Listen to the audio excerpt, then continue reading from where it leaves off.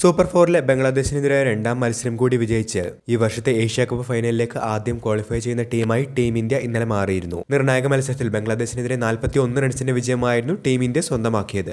Indian team വിജയിച്ച ആഘോഷത്തിലുമുപരി മലയാളി താരം സഞ്ജു സാംസൺ എന്തുകൊണ്ട് ബാറ്റിംഗിൽ അവസരം നൽകിയില്ല എന്നുള്ള ചോദ്യമാണ് മലയാളി ക്രിക്കറ്റ് ആരാധകർക്കിടയിൽ ഉയരുന്നത്. T20യിൽ ഏറ്റവും മികച്ച റെക്കോർഡുള്ള താരമായ സഞ്ജു അതോടൊപ്പം തന്നെ ബംഗ്ലാദേശിനെതിരെ മികച്ച റെക്കോർഡുള്ള താരം കൂടിയാണ്. T20യിലെ ഏറ്റവും മികച്ച റെക്കോർഡുകളിൽ സഞ്ജുവിന്റെ പേരിൽ സെഞ്ചുറികളടക്കം ബംഗ്ലാദേശിനെതിരായി നിലവിലുണ്ട്. എന്നിട്ട് പോലും ബാറ്റിംഗിൽ ഓപ്പണിംഗിലോ 3-ാം നമ്പറിലോ 5-ാം നമ്പറിലോ 7-ാം നമ്പറിൽ പോലും സഞ്ജുവിനെ പരിഗണിച്ചില്ല എന്നതാണ് വസ്തുത.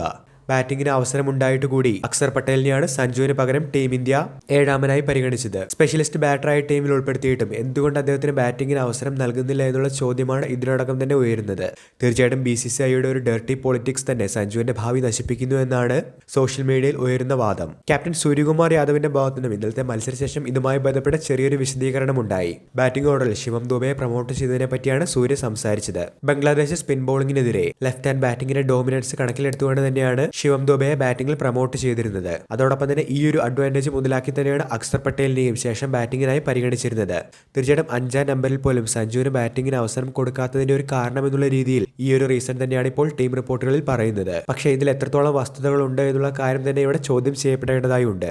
സഞ്ജുവിന് അവസരം നിഷേധിക്കുക തന്നെയാണ് തങ്ങൾ ചെയ്യുന്നത് എന്ന് മനഃപൂർവ്വം അറിയാഞ്ഞിട്ടുകൂടി T20യിൽ ഏറ്റവും മികച്ച റെക്കോർഡുള്ള താരത്തെ അവർ മാറ്റി നിർത്തുക തന്നെയാണ്. അവഗണനകൾ നേരിടുമ്പോഴും ശ്രദ്ധേയമായ സഞ്ജുവിന്റെ പ്രതികരണങ്ങൾ ഉൾപ്പെടെ ഇപ്പോൾ പുറത്തു വരുന്നുണ്ട്. നായകന്റെ റോളിലല്ല വില്ലന്റെ റോളിലും തനിക്ക് കളിക്കാനായി സാധിക്കുമെന്നുള്ള സൂചന കഴിഞ്ഞ ദിവസം ദാദാ ഫാൽക്കെ പുരസ്കാരം നേടിയ മോഹൻലാലിന്റെ ആദരസൂചകമായുള്ള പോസ്റ്റിൽ സഞ്ജു മെൻഷൻ ചെയ്യുകയുണ്ടായി. തീർച്ചയായിട്ടും ക്രിക്കറ്റിലും താൻ നേരിടുന്ന അവഗണനകളെ ഒരു വില്ലന്റെ റോളിൽ നേരിടുമെന്നുള്ള സൂചന തന്നെയാണ് സഞ്ജു ഇപ്പോൾ നൽകിയിരിക്കുന്നത്. വീഡിയോ അവസാനിക്കുന്നു. പുതിയ ക്രിക്കറ്റ് അപ്ഡേറ്റുകൾക്കായി ചാനൽ ഇപ്പോൾ തന്നെ മറക്കാതെ സബ്സ്ക്രൈബ് ചെയ്തു വെച്ചേക്കുക.